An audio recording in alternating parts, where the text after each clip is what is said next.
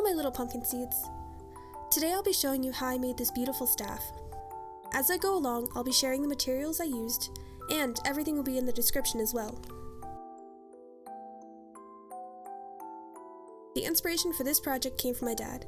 He's always creating art and crafting cool stuff. He's done paintings, welding, woodworking. He's even created a lyre out of scrap wood. My dad is super cool. One of his projects came about when he was trimming the oak tree in front of my parents' yard, and he decided to use a piece of that wood to carve a face into, and thus the idea of trying out wood carving came to life. And I thought it would be pretty cool to have a staff.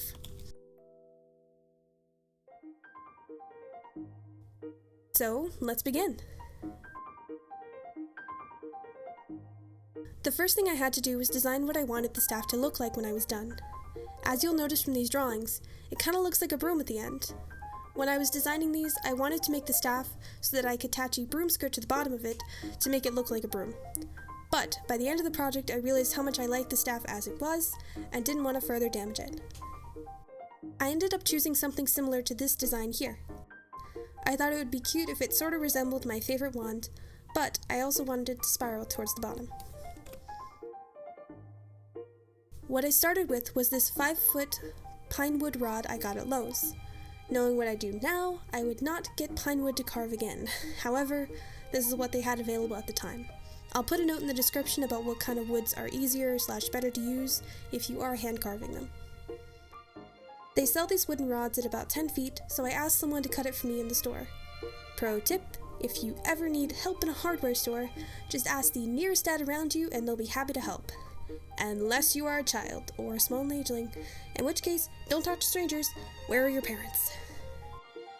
Then I began to sketch out on the pine wood where I'd like the designs to be. I started at the top using this ribbon.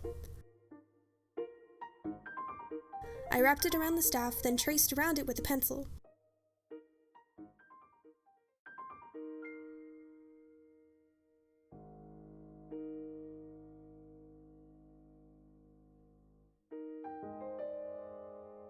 I also went ahead and marked out a place where I'd be able to hold the staff. Then, using the same technique, I created a spiral pattern with the ribbon all the way from the handrest to the bottom. Then the next step was to begin carving. I decided to try chip carving the pine wood, but unfortunately this was my first mistake. I began by using these tools I got at my local hobby shop. I started carving the spiral in an upward motion following the line I had drawn. By the time I was done, it looked really cool, and I actually considered leaving it this way, but I knew it wouldn't last and those pieces would break off easily. So then I went and carved downwards, trying to chip out big parts of the wood. However, this did not work like how I wanted it to, and I just ended up with a big mess.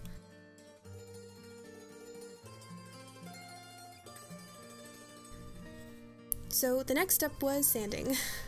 I found this really handy sanding block tool at Lowe's. It comes with 3 different grits for hand sanding. I started by removing all the excess wood curls still on the staff. Luckily, the block itself has Velcro on the sides that the sander can attach to, so I was able to use the round corner to create a really nice rounded out spiral.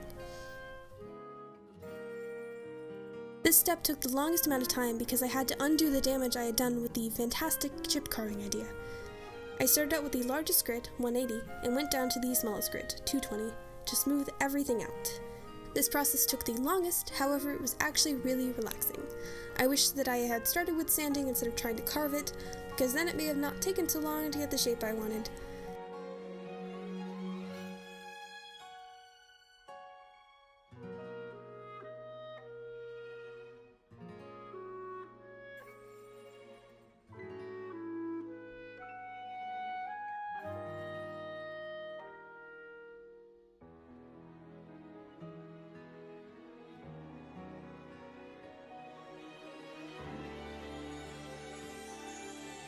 To put my little wood carvers to use, I decided to carve out little stars in the top of the staff in between where the ribbon would be.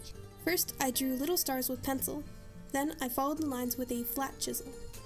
I also drew a little pumpkin, but I didn't carve it. I would come back to these little guys later.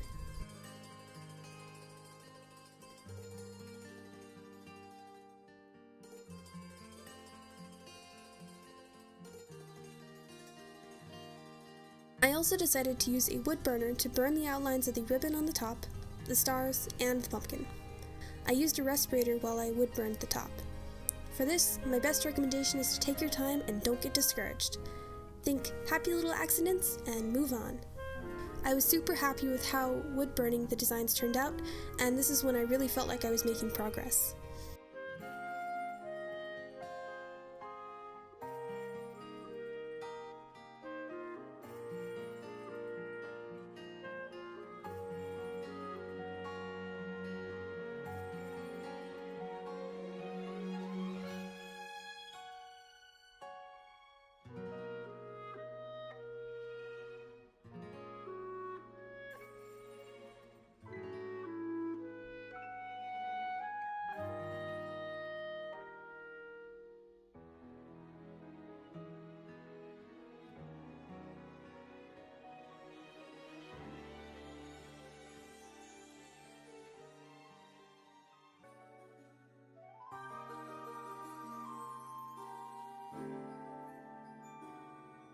I then moved on to fitting the crystal on top of my staff and figuring out where it needed to go. The crystal I'm using is called a Sunshine Aura Quartz. It is absolutely beautiful in the light. I decided to take a small handsaw and saw off the top of the staff at an angle. That way when I placed the crystal inside, it would expose some of it.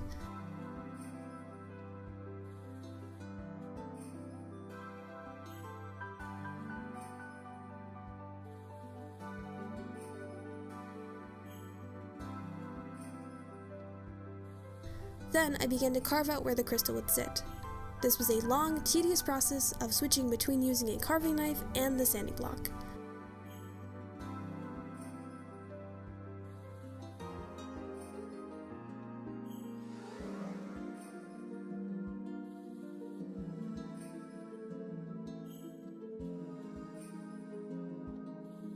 I came back to this part several times throughout the making of the staff because I just wasn't happy with how the crystal was sitting. Eventually though, I settled for this.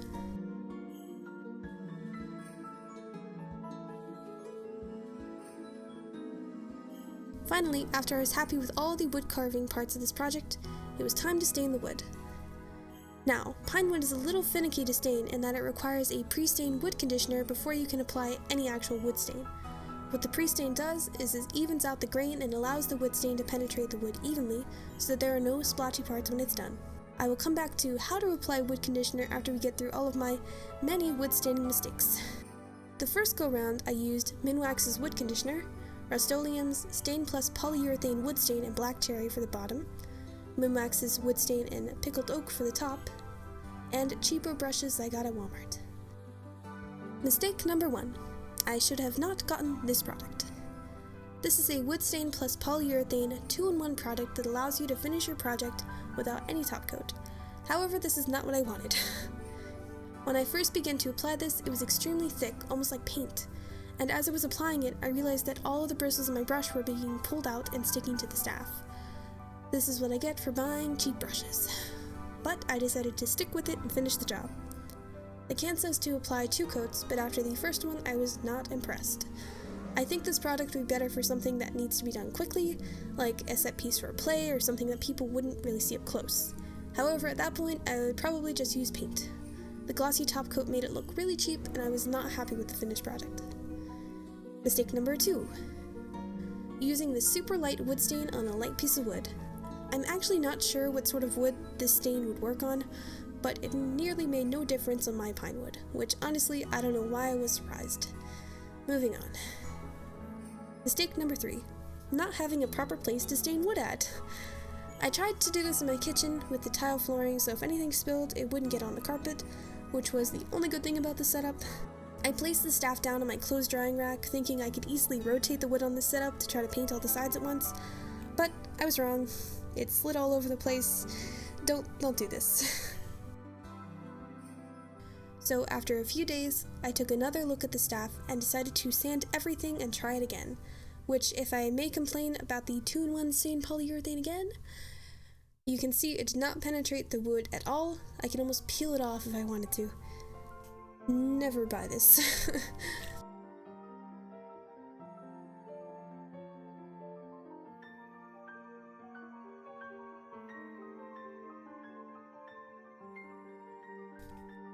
I took this as a chance to further sand the spirals and the top where the crystal would sit.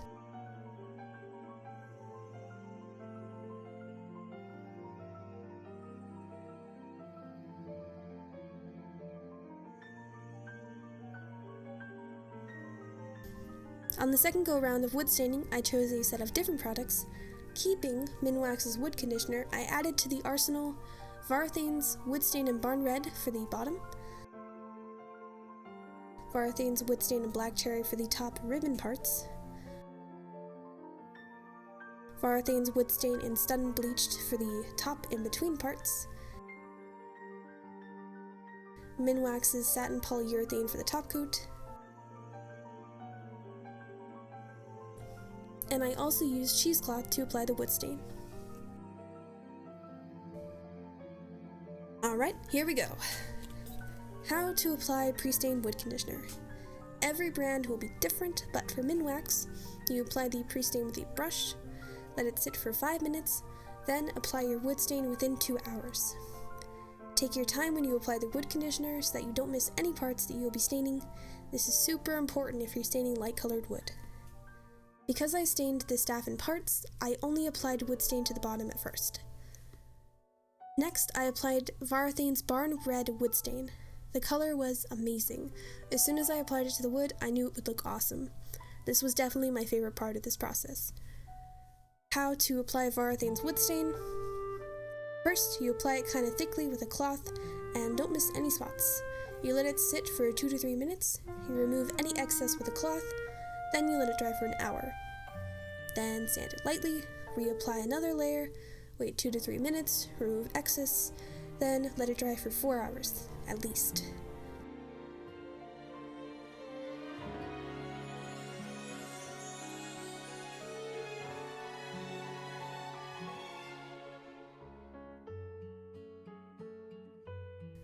And this was a success.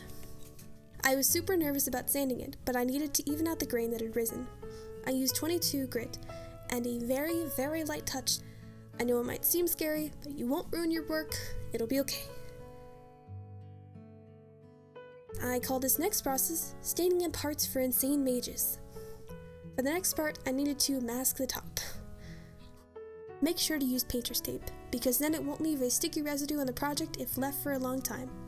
Also, because I would be applying the tape back over wood stain, I didn't want to ruin the first color. I started by wrapping the top of the staff completely in the frog tape. Then I used an X-Acto knife to cut out the inside of the ribbon lines. I did the darker part first because if there was any spillover, it would be much harder to cover up a darker color. The process was the same. Apply pre-stain wood conditioner, apply wood stain, let it dry for an hour, then apply wood stain again. Note, I didn't sand it in between because I didn't want to mess up the masking tape, but I probably could have if I wasn't too nervous to do so. The wood stain I used for this part was Varathane's Black Cherry. I removed the masking tape after a few hours and let it dry overnight.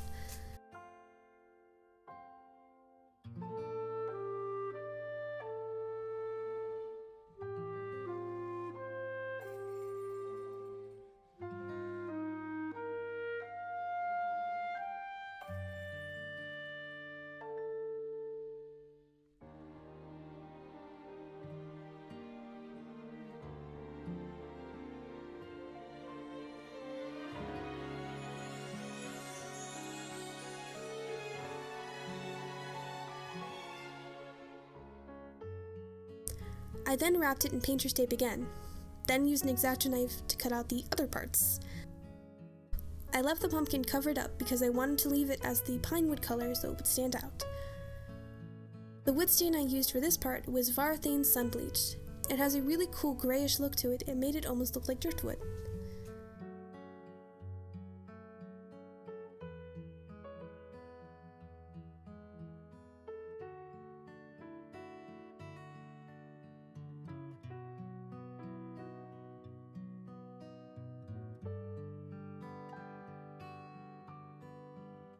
After I removed the masking tape, I noticed some serious spillover, which was to be expected.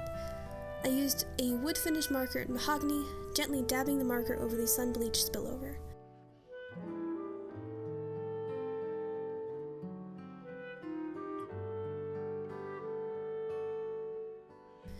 Then, wearing a respirator, I went back over the wood burn parts and redid them to make them stand out a little bit more, and to also clean up the edges. Before I applied the polyurethane, I went and I painted in the stars with Citadel's Balthasar Gold. This paint might be super expensive, but it looks amazing.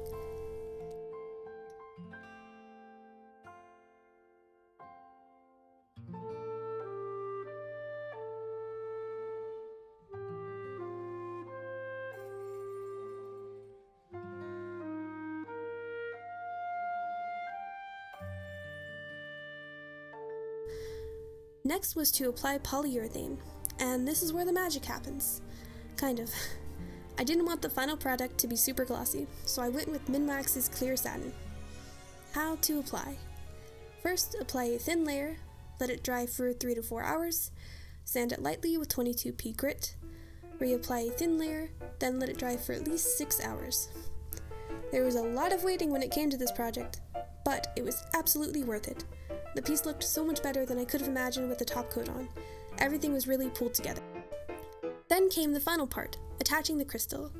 This was the only part I didn't really plan. At one point, I thought I wouldn't even get to this, so I didn't make it a priority. I tried to wire wrap the crystal, then wrap that to the top of the staff, but due to my serious lack of skills, this didn't work. So I used epoxy to attach the crystal. Not the most magical solution, but the top isn't where the magic comes from anyway. More on that in a minute.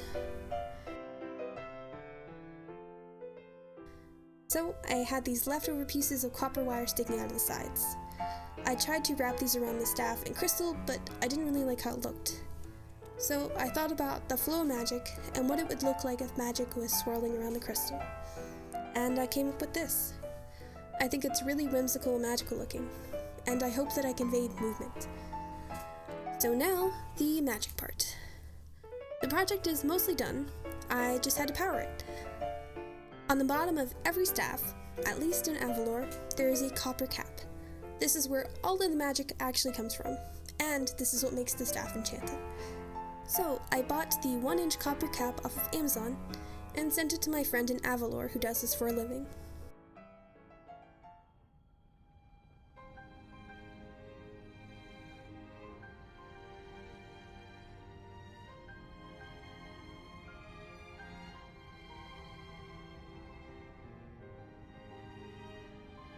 And he sent it back to me with this note explaining what I needed to do.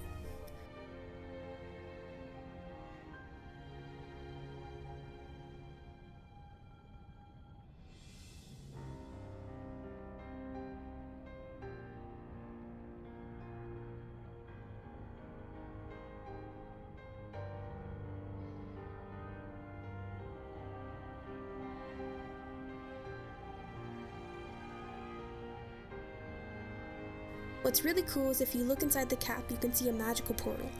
This is basically where all of the magical energy comes from. Now, all that was left was to attach the newly enchanted copper cap. I carved away the wood to make room for the end cap to fit snugly onto it. To properly attach the cap, you tap it in with a hammer, or in my case, a small pan. Then you hold the staff and focus your intent. Then bang it on the ground. The crystal will light up for a moment if you do it correctly and if it accepts you. However, if the crystal does not accept you, it'll explode. But it shouldn't do that if you don't use magical items to make the staff, hence why people pay for these sort of things. That being said, if you're doing this for cosmetic reasons, I would recommend using epoxy to glue the end cap into place. Finally, the staff was done. Thank you so much for watching. I encourage you to try something you've never done before this week and stick with it, even if it takes you the better part of a year to get it done. Seriously though, this took a long time between working on schooling and my magely duties, but the end result was simply enchanting. If you have any suggestions for woodworking or any products you'd like to use, please leave them down below as I love to learn. If you decide to try out something new, please share it with me on Instagram. I love seeing your projects. And above all, keep your eyes open, for the whole world is full of magic. You just have to know where to look.